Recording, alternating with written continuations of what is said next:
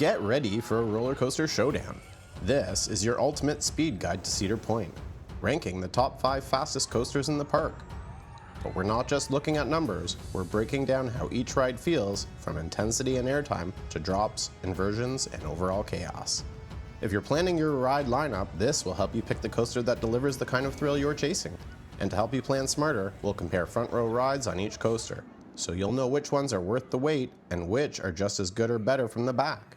All 5 of these rides go faster than 70 miles per hour, so you know you're in for serious speed. Now here's the thing, top speed isn't the whole story. Average speed changes the game. One ride that didn't even crack the top 5 by speed actually holds its speed so well it ranks among the fastest overall. And a lot of riders say it feels faster than anything else. Stick around to find out which one it is. And if you don't come for me in the comments asking why it's not on the list. Now buckle up, because one of these just might become your new #1 thrill ride. Magnum XL-200, 72 miles per hour and an icon. The first hypercoaster ever built, and for something that opened in 1989, this ride still hauls. The first drop is fantastic. You feel the speed building steadily, and it actually feels slightly more out of control than Millennium Force, despite being shorter. The way out toward the turnaround is fairly smooth, but the return trip, that's where the triangle hills come in. They can be a little brutal.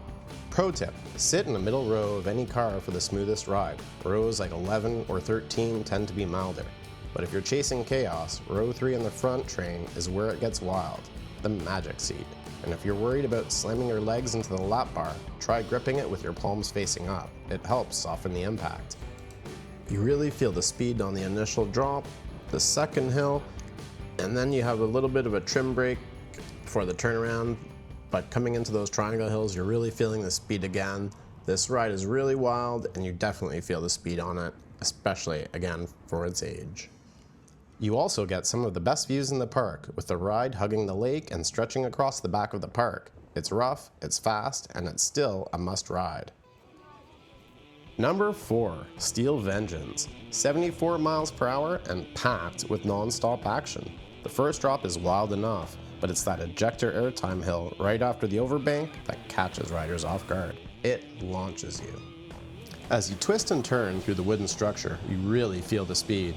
There are head chopper moments and near misses that make you instinctively duck. Watching the structure sway near the station as the train roars through adds to the tension. It makes you wonder, is this supposed to be happening? It's more than just fast, it's relentless. You pretty much feel the intense, out of control speed from that first drop through the entire ride. There's a brief pause at the mid-course brake run, which kills the pacing a little bit, but this ride just delivers. It's fast, it's intense, and it's a must-do. You can see why people are waiting in line for hours to ride this. And compared to the ride that comes up next, this ride just feels faster and more out of control through the entire layout. At number 3, Valravn, a dive coaster that climbs 223 feet and drops straight down at 75 miles per hour. But here's the thing, Valravn doesn't feel quite as fast as it is. The trains are massive, wide rows of 8, a wide track, and a graceful pacing that makes the speed feel smoother. You're not focused on how fast you're going, you're focused on that moment at the top, staring straight down before the drop. If you're in row 1 or 2, that stare down is intense. You're hanging over the edge with nothing in front of you. Row 3 is slightly pulled back, and if you're nervous, that can actually be a great seat. It gives you the experience without quite as much vertigo. It's all about the drop, and Valravn nails it. Second fastest is Millennium Force, 310 feet tall, 93 miles per hour, and still one of the most iconic coasters on the planet. It was built for speed, from the massive drop to the sustained momentum through every element. Night rides on Millennium are something special. Flying through tunnels in total darkness, especially in the front row, the speed just hits harder. You lose track of direction and that sense of control slips away, in the best way. If there's one knock on Millie, it's airtime. A little more would have pushed it even higher on a lot of lists, but that wasn't the goal. This ride was designed for the drop and then pure, unrelenting speed.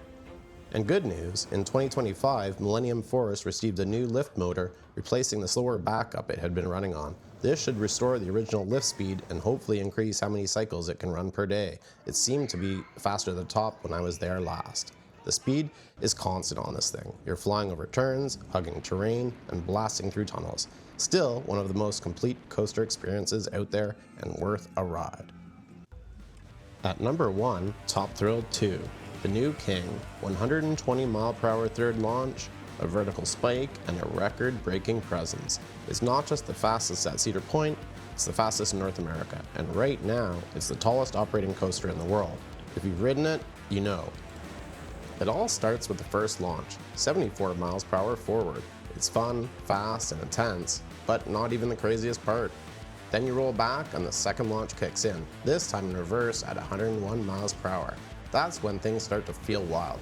You rocket up the vertical spike, float at the top for a second. It's a weird, awesome sensation.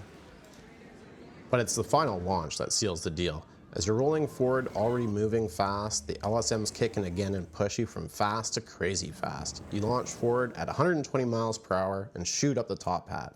The combination of height and speed at that moment isn't easy to match. You curve around the spiral and crest over the top of this incredible feeling of speed and scale.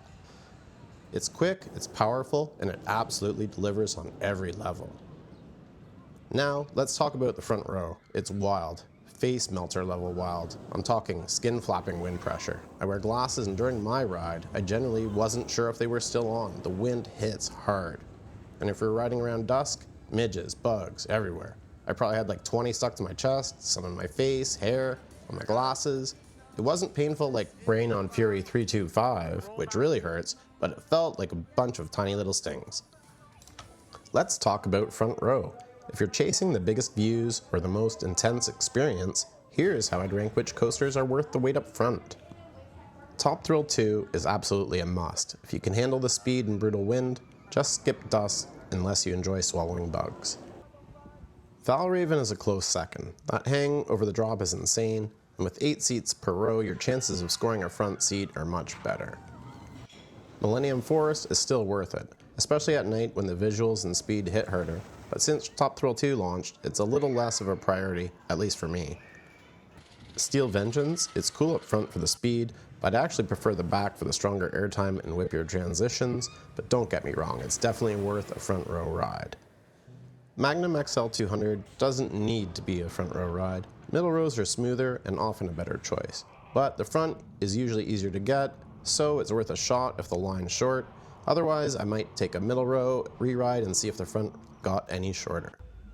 So if you're trying to prioritize, go for Top Thrill 2, Valravn, and Millennium Force. Then Steel Vengeance and Magnum are solid front row options if you've got the time or a short queue. Fastest on paper doesn't always mean it feels fastest. Steel Vengeance feels wild. Millennium Force, speed sticks with you. Top Thrill 2, pure raw power. But let's talk numbers for a second, because there's a difference between top speed and average speed. All 5 of these coasters hit over 70 mph at their peak, but if you look at how fast they stay on average throughout the ride, things shift. As you can see, Millennium Force leads in average speed too, clocking in at around 32 mph, thanks to its massive layout and relentless pacing. Magnum comes next at 29 mph, followed by Steel Vengeance at 26, then Maverick at 20, and Top Thrill 2 just behind at 19.4. And here's the twist, Maverick doesn't even make the top 5 in top speed, but when you factor in how much speed it holds throughout tight transitions and launches, it climbs into the top 5 by average speed. It's short, punchy, and while it slows for the second launch, you're right back at top speed midway through the ride. Maverick never lets up. We didn't crunch the numbers for Raptor or Gatekeeper, but among the rides we analyzed, average speed tells a different story, and it's one more way to judge which coaster feels fastest. Not having a mid-course brake run certainly helps on a ride like Millennium Force or Magnum, whereas Valravn's purposely pausing for drops, and Top Thrill 2 reverses on the spike, and you get some great floater airtime in exchange for losing that speed. Let us know in the comments, what's your favorite of the fastest? Any you don't like? Everyone's list is different, and that's what makes it fun to compare.